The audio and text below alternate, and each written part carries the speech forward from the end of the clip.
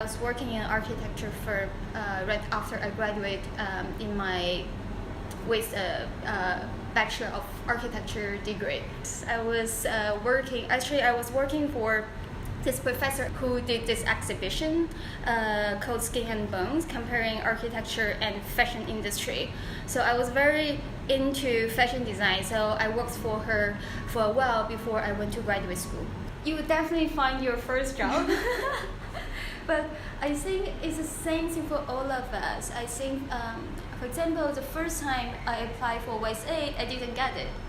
But I got the offer from IWA, so I was working for IWA for a while, and then I reapplied for YSA, and they accepted me.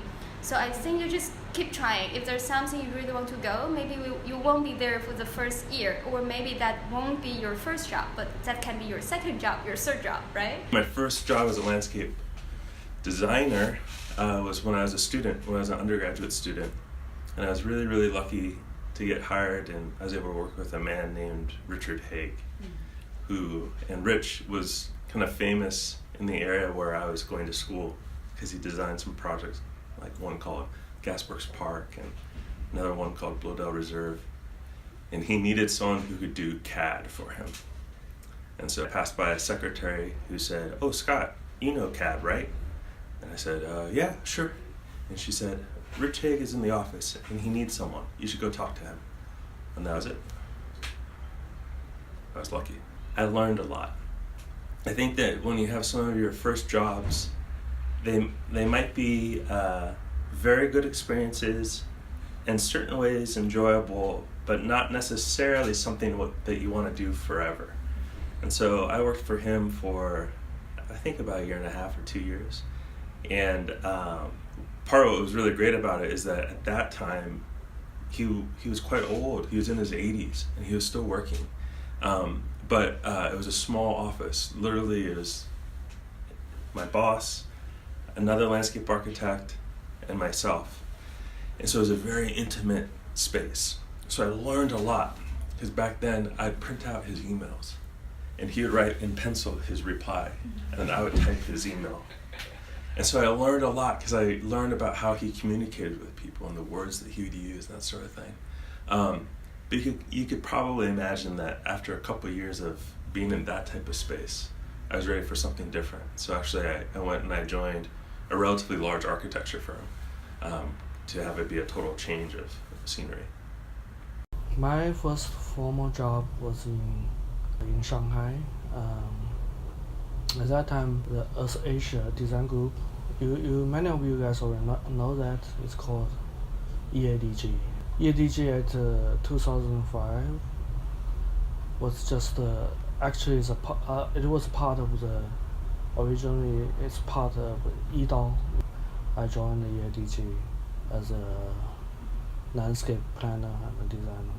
Yeah. I enjoyed it very much because for many reasons. And one of the important reasons is I was young, and so everything was so interesting and so exciting for me.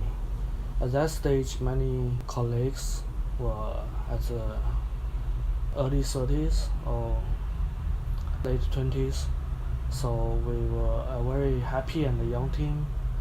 But the design director was a very senior guy who was chief planner and designer of the Olympic Park in Beijing. So we learned a lot from him.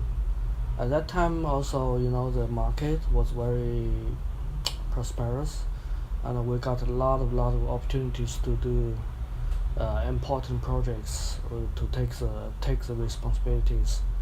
So I think I really enjoyed the time. When I studied landscape architecture at Heriot Watt in Edinburgh, there was a requirement for an internship. And I did my internship in London with a government agency that looked at government property, government sites across the UK. And I was assigned to a group that looked at military sites. Because all militaries own a lot of property, and the UK is no difference. And this got me into some really interesting locations, particularly on airfields. And there's a whole series of issues, security issues, etc., that go with working within military compounds. And this provided a very interesting context for me to have a first experience in landscape architecture. The airfields, the military bases, they're very big. They often have well-established landscape, and they were building new accommodation blocks or IT centres and things like this. And it was regular sort of property development work, but within a very special landscape that usually, as I say, is quite an established landscape, but with a lot of operational requirements. And so that technical detail was quite interesting to me. Not only did you have to decide what it looked like and how it worked as a building, but then you had a whole series of issues relating to the security of the site. Even down to some of the sites had been bombed in the war, 70 years before. But we had to go through procedures to do checking on our development area to see whether there was any unexploded ordnance and everything else that might have been sort of forgotten. These sort of technical, not obstacles, they're more challenges. These I find very interesting. I like the technical side of the site, and I really grew to like landscape through that job. I think I have tried various different jobs. I was working for architecture office, I was working for landscape office, I was working for planning office, and I was working with landscape architecture from Tier Journal, right? So I was doing writings and editing work for them, and I also helped them organizing something similar to position to Youfang, right? We organize landscape tours, or we organize conferences so that the scholars can share knowledge and experience with practitioners. So every year we have the LAF annual meetings, annual conference. So yeah, I think all those three aspects I mentioned in my earlier talk, I think I've tried to participate in various different ways to use my knowledge, as well as let's say embracing other types of design thinking into my own teaching and practice. Do you want to have a very clear goal in terms of what you want to do? Do you change all the time? I feel like I changed all the time, and I don't really know what I will be doing maybe in 5 years. I think at this moment I want to be a very good teacher. I want to do the best as I can at Hong Kong U, but maybe I can be a fashion designer in the future. I can still use the knowledge that I have as an architect, as a landscape architect, and I can create something that is very unique from for the fashion industry, bringing in my own experience from the other field. So I'm excited to try something new, and you never know where life is leading you to. So just being open and being passionate about what you're interested in. What is the difference between just working in the Washington and working in the Hong Kong?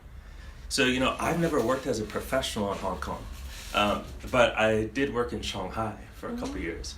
And so what can I say about that?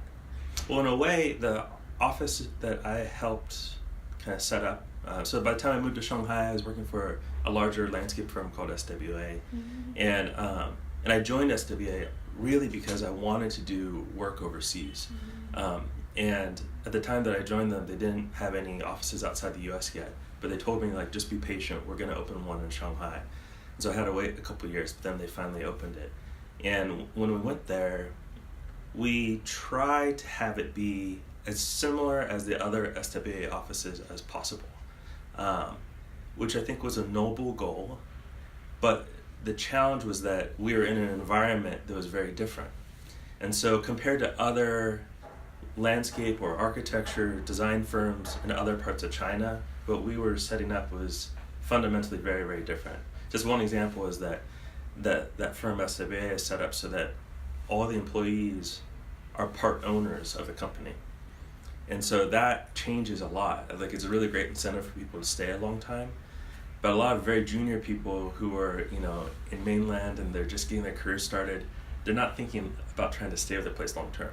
So I think many people came and they only planned to stay for a short period of time and then go. And the whole business model was a little bit out of sync.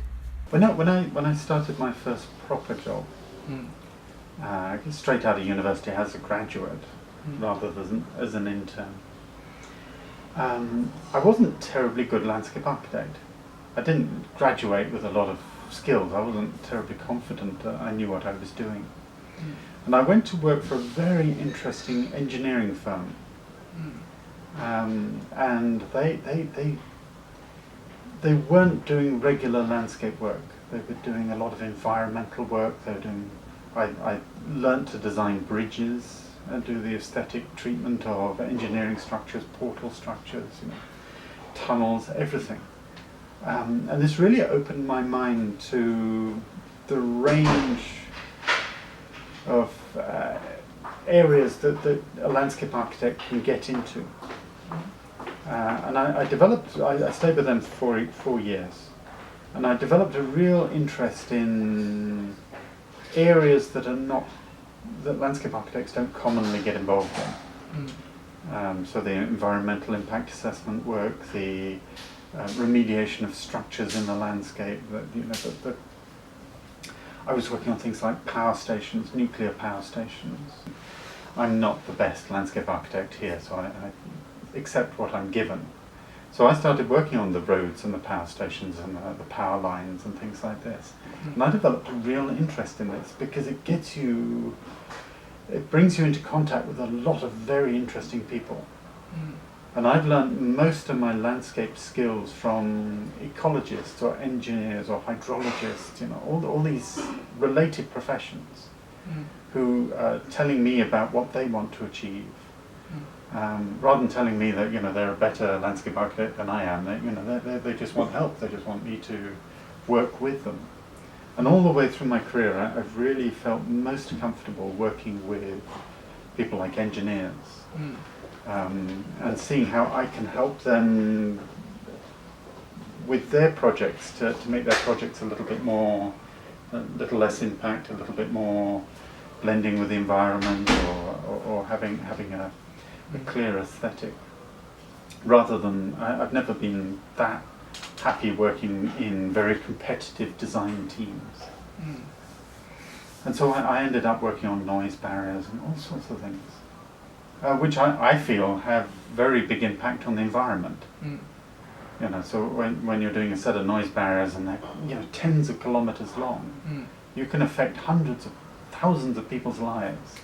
Where, you know, one small playground, maybe it's just a small community that you'll benefit. So my advice to you is to think very broadly about careers. Don't feel you have to go and work for government or one of the big consultancies. There are a lot of engineers who employ landscape architects, a lot of NGOs. Big organizations like the airport or the MTRC have been known to employ landscape architects. There's a lot of site work, and working on site. You gain enormous experience very quickly when you be very open to all the different possibilities. It's not, there's only 3 or 4 companies that you can work for. There's 50 organizations in Hong Kong that have at some point in the past employed landscape architects across a very, very wide range of activities. But if I left the university now, had to go and find myself a job again, who knows, that might happen sooner than I like to think. I would go and work for one of the big engineering firms. And if I look back through my career, all the most interesting work that I've done, you know, the Wetland Park and Hong Kong Disney and the Wan Chai promenades outside the convention centre, the streetscapes in Central and everything else, all of them have been engineering jobs. You know, the Wetland Park was an engineering. The engineers came to me and said, somebody told us to do some ecological mitigation. Can you do this for us? And this turned into a $500 million contract for the Wetland Park. over 5 years. But if I'd been in a regular consultancy, I wouldn't have got access to that. So my instinct would be to go back to the engineers, because I think they create opportunities for landscape architecture. So all the slope work that I'm known for is all engineering work. It's just working with geotechnical engineers. And I've always said that I've made a business, I've made a living as a landscape architect in Hong Kong by speaking engineering. By going to sit with engineers and learning their language, learning what they want to do, what they're trying to achieve, and then how can I help them. Engineers often get very upset that they go out and build something beautiful according to them, and everybody thinks it's ugly. And they, oh, we're doing good work, but why don't the public love us for all these concrete slopes? And I'm saying, well, okay, how can I help you with this? You want to make the slope safe, you want to make it efficient, which is primary concern. But if we just change it a little bit, if we just rethink some of the smaller items, maybe we can add some planting in, maybe we can save a few trees, maybe we can decorate it in a certain way. And when you do that and they see the end result and they say, oh yes, this looks good, and nobody's shouting at us, they feel very happy. And they say, well, thank you very much, you've helped us. And I think that sort of experience has been very heartening for me. I've always felt very positive by helping people do a little bit better in their work, rather than me coming in with a grand design saying, here, love me, because this is a beautiful thing I've designed. But different people have different ways of looking at it. Bonus. What is my recommendation for graduates? Go out and change the world.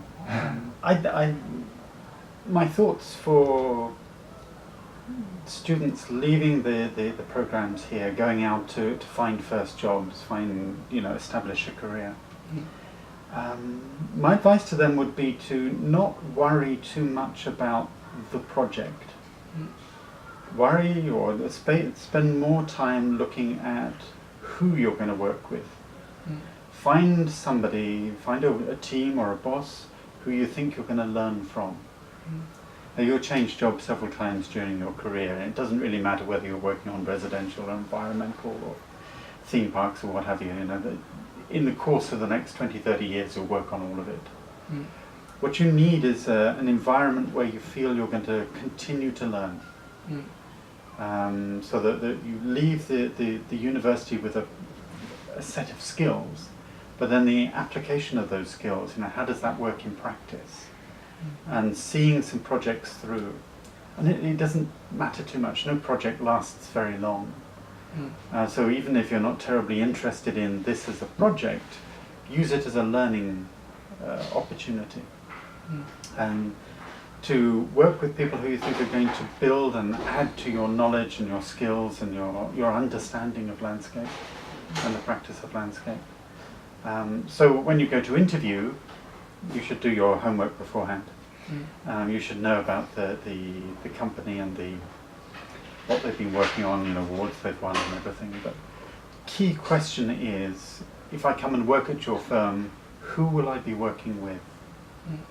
Because there are some people who are just superb practitioners, but they don't find managing juniors very easily. It comes very easily. Whereas there are other people who are really supportive of their juniors and really take the time and effort to help them develop, and particularly in the first 2 years as you go up within the Hong Kong context, you go up for maybe professional licensure with the HKILA. So it's who rather than what. I've never worried too much about the nature of the job. There's always things to learn within any project. Another point I'd make to graduates. In the course of my career as a landscape architect, I've effectively changed job many times. I started off doing roads and power stations and things, and then when I came to Hong Kong, I was doing residential work. And then I did ecological work. I did a lot of environmental restoration, the wetland park and the slopes and everything. And then I went to AECOM, and I was doing very largely theme parks. Mm. You know, I worked on Ocean Park and Hong Kong Disney, but Universal Theme Park in Dubai and things like that. And the ones in Macau, the Venetian, etc. And then I come to Hong Kong U, and now I'm trying to teach landscape architecture, trying to encourage people to get involved in landscape. So many different types of landscape, many different scales, many different project types, many different clients. Mm. And it changes.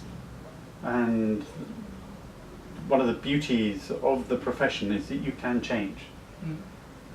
And you don't feel you have to be stuck doing the same thing for the next 30 years. And you can see this, that you can get sort of 3 or 4 landscape architects around a table, and they all do completely different things. I mean, they have nothing in common, no overlap at all in what they do, but they're all happy to call each other landscape architects.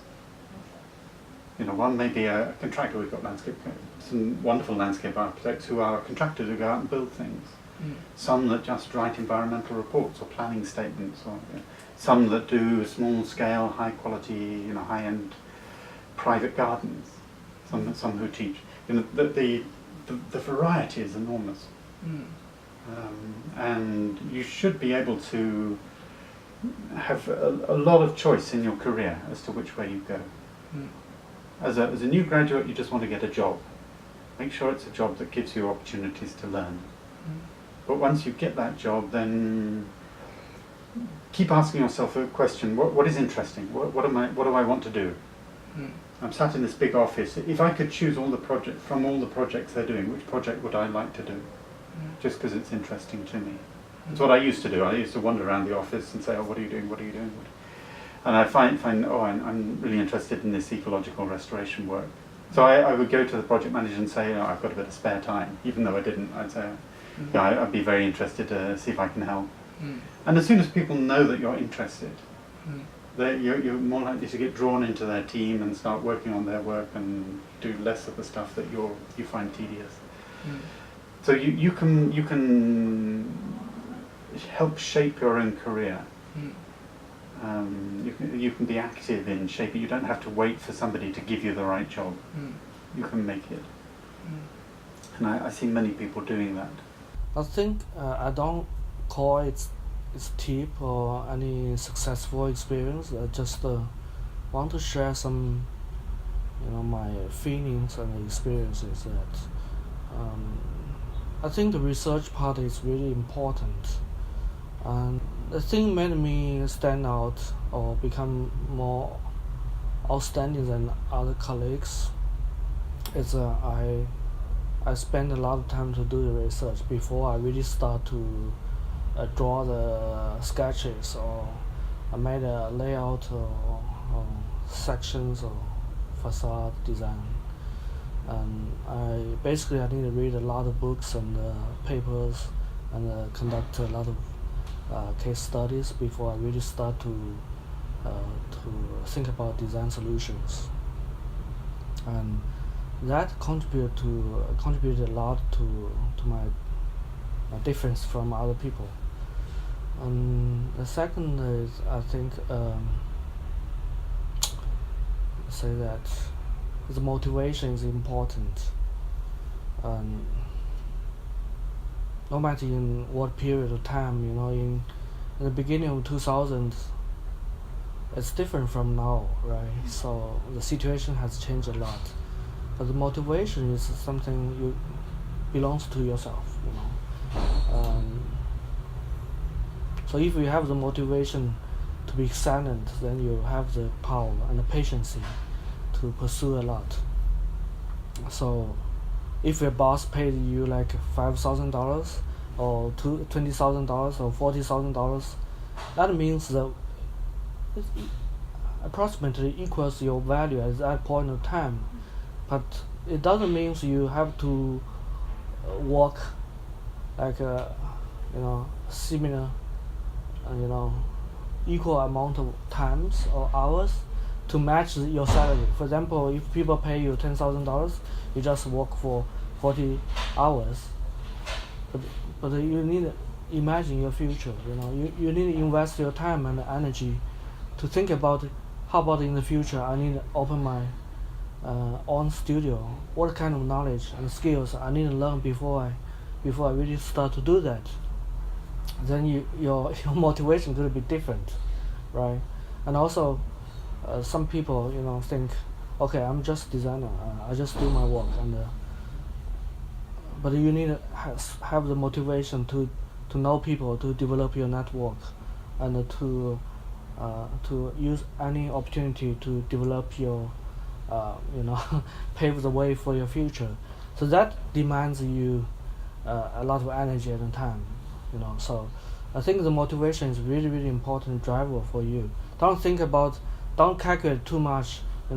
My salary is like this, and my required work is like this. It's all about other people's requests, but it's not your own request to yourself, right? So if your bar is, you need to set the bar is a little bit higher than the bar people set up for you. Then you can become better and better in the future. Right? If there is something I can offer, maybe I can show you some other alternatives you can think about, right? How can you use your knowledge and your expertise not only as a landscape architect but also as a designer? How you can use your creative, innovative thinking to create something meaningful for the society or also for yourself. So I selected 3 practices from my colleagues, my friends, as well as my classmates who I studied together when I was in undergrad or in master program. So the first one I'm showing you here is called, I think maybe many of you heard about Youfang or co-position, right? So if you know something about history of the establishment of position, was basically 3 architecture critics, Zhu Tao, and the other 2 are called Shi Jian and Zhao Lei. So they're still architecture critic, but I think 3 of them set it up this platform. So maybe you have been browsing through their website before. So they not only run this website showing the up-to-date information about architecture practice, they also run parallel practice. For example, they have this, it's called China Space Research Program.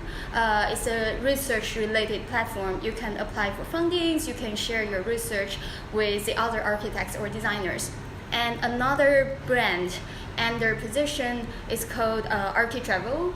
So they organize this grandiose tours to other parts of the world under different themes every year. So I think this April they're taking architects or architecture students to I think to Norway or somewhere in Northern Europe to visit these masterpieces of the architects, so they can get this first-hand experience of the space, as well as talking to the practitioners, as well as the designers from this world-famous office.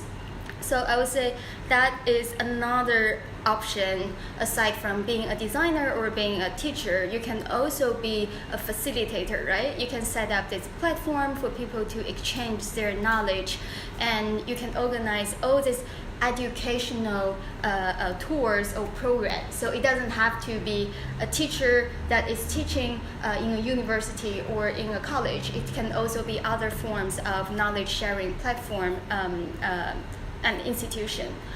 The second case I want to share is, so he was my classmate but at GSD, but he's not doing architecture or landscape per se. So the year, actually before he graduated from GSD, he launched this brand. So he designed this very special watch for sight-impaired people, right? So I think the story was he was taking this class at MIT, and there was a vision impaired student in his class, and the only way he can, the other gentleman can tell time is to press the watch so it can announce the time. very loudly. So oftentimes this guy was very embarrassed. He doesn't want other people to know that he's vision impaired. So my friend and other classmates from the same class, they were saying, oh, why we have to tell the time by watching the watch, the clock. Is there other way we can help the vision impaired people to have a sense of time? So they designed this watch called E1. So basically you just touch it, right? You touch it and you can tell the time. So they call it the timepiece rather than watch, because watch meaning that you have to watch it in order to tell time. And they're designing this timepiece for everyone. So no matter if you're vision impaired or not, you can still tell what time is it. So they crowdfunded the design as well as the production of the watch. And they got like millions of US dollars to launch their brand, and they soon start to produce the watch, and they're still selling the watch, and not only in the United States, but they actually have several brands in mainland China as well. And the same guy, he just launched another, let's say it's a design brand. So he started to design this customized furniture. So it's different than IKEA. You can actually change the dimension, and you can change how many units you want for your bookshelf. And so they're actually challenging the IKEA model and start to providing a different types of easy to assemble, easy to fit in your specific type of space types of practice. So it's interior design is a product design, right? So I think for the same guy, he designed a watch for vision impaired people, and he designed this furniture for Hong Kong, because he's from Hong Kong and he knows most of the time the space is very small. So he's trying to find a different way to fit the types of furniture you need into a limited amount of space. So those two design initiatives he launched. I think he is still using his knowledge as a designer. He's still using the architectural technique and thinking into his current practice. But I think he is not saying that he's an architect, right? He's a designer. He's an entrepreneur, right? So he can launch different brand that is related to design. The third one, because you were talking about teaching, you're talking about research. So I think there are multiple ways aside from doing a PhD or doing another program. I heard from other students, they're thinking about doing a degree in architecture or something. Well, there's all kinds of possible tips. If we're connecting it to my experience, and of course my experience is just one person's experience, so you all will have your own experiences. But the big life lesson I learned from that moment, I told you that the secretary, the assistant in the office, put me in contact with this designer who needed some help. Thinking about it later, I realized that what was happening there is that I had, you can't create good luck, but you can be ready for it. And you can be kind of, have the skills and the expertise and the awareness so that when an opportunity is presented to you, you can make the most of it. So I guess that's what I say to you all as you're getting started. You don't know where the opportunities are going to crop up, but eventually they will present themselves, and hopefully you're ready to take advantage of them.